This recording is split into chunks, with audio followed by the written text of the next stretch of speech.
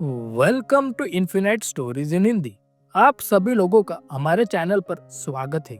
आज की इस वीडियो में हम श्री साईं बाबा ने गणपति के रूप में अपने भक्तों को कैसे दर्शन दिए वो हम देखेंगे। तो चलो हम इस कथा को शुरू करते हैं। साईं बाबा का असली चमत्कार ये है कि वह भक्त की अंतरात्मा में छिपी श्रद्धा को पहचान कर उसे उसी के मार्ग में ईश्वर तक ले जाते हैं।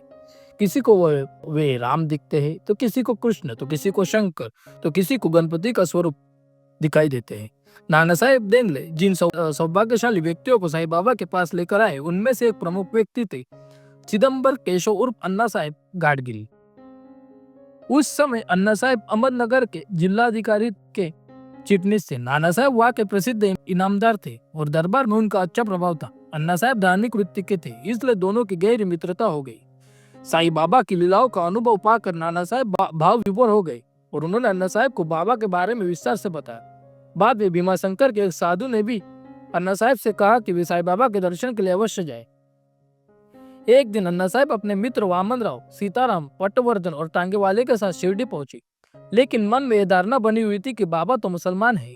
जैसे वे श्रद्धा से मस्जिद की सीढ़ियों चढ़ने लगे, बाबा ने उन्हें डांटना शुरू कर दिया।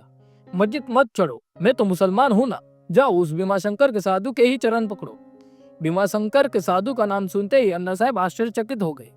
उनके मन की बात बाबा को कैसे पता चली?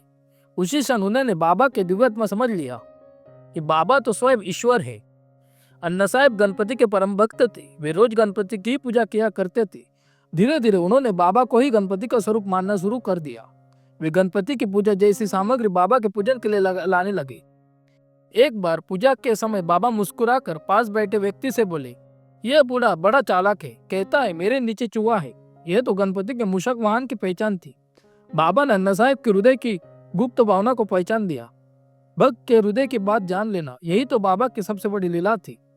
साईं बाबा कौन है यह निर्णय हम नहीं कर सकते। किसी की श्रद्धा से वे गणपति बन जाते हैं, तो किसी की श्रद्धा से वे शिव, कृष्ण, राम बन जाते हैं, लेकिन अंततः वे सबके एक ही सत्य की ओर ले जाते हैं, भक्ति, श्रद्धा और समर्पण की ओर। इसलिए साईं कहते हैं, जिसकी जैसी उपासना उसका वही मार्ग आगे बढ़े। तो बोलो सदगुरु श्री साईनाथ महाराज की जय। अगर आपको हमारे वीडियो अच्छे लगते हैं तो लाइक करें, कमेंट करें और सब्सक्राइब करना ना भूलें। ओम साई राम।